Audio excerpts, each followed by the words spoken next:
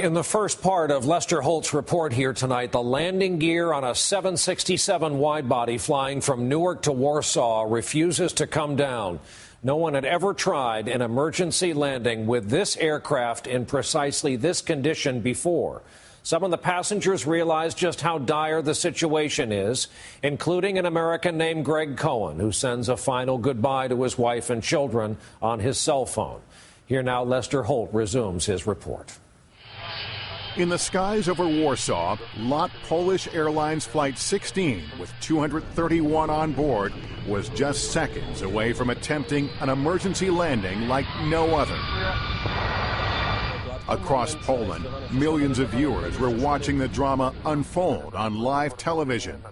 And as the plane descended over the city, residents ran out to take photos.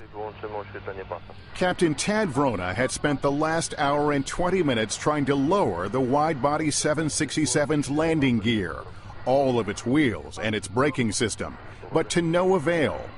And he had no choice but to belly flop the plane with its engines acting like the runners of a sled onto a concrete runway. As you can see in this actual video shot inside the cabin, in the final moments, the passengers were ready for the worst.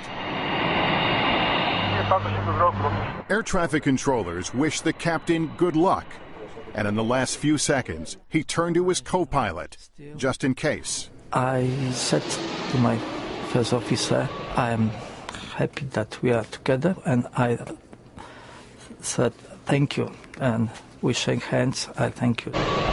Like the other passengers, Greg Cohen had his head between his legs. What were the final instructions before the landing? They had us get in ready position, and they were telling us to brace for impact. Praying to God that everything was going to be okay. And I'm just saying to myself, okay, get ready, bracing for impact.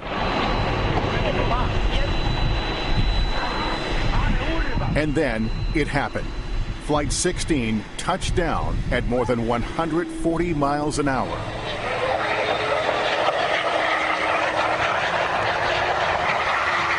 This is the moment of contact on the runway, shot from inside the cabin.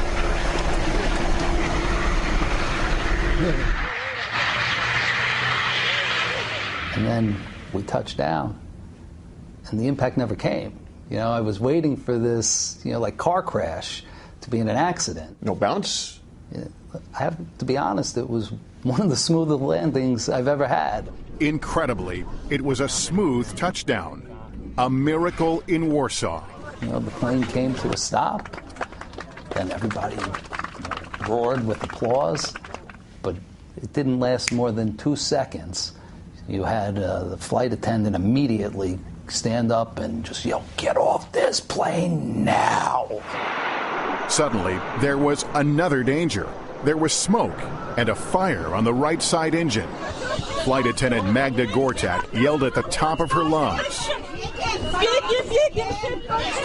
Get off, get up, get off to the exit. Because I was sure that it's going to explode in a moment. This is actual video of the evacuation from on board the plane. Passengers rushed for the emergency slides, and a few fell as they tried to run away. But emergency crews were able to douse the flames and the fuel leak quickly. The plane didn't explode, and except for a few scrapes and bruises, everyone got off unharmed. It didn't really hit me until I was off the plane. And that's when, I really got emotional. That's when it hit me like, oh my God, what could have been? Greg called Michelle the moment he was clear of the plane. I was just so happy he was on the ground, and, I heard his voice crack, which, his voice never cracks. Really, I appreciate, being with my kids a little bit more and try to take a little extra time for the important things in life because, look, it could all be gone in a second. And as for the pilot who got the flight down safely, Captain Vrona became a Polish national hero. And in America, he was honored for saving 231 lives. We caught up with the captain at the Museum of Flight in Seattle. We just did our job. I am not hero.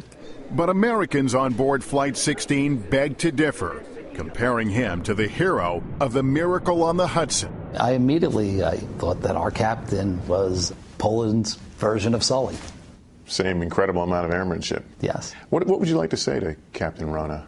I want to say thank you. You know, if it wasn't for him, maybe 230 plus people wouldn't be here right now, and you know, I'm forever indebted to him for that. Incredible story. Our thanks to Lester Holt for that. And by the way, the investigation into what went wrong is still going on. There's more information about that on our website.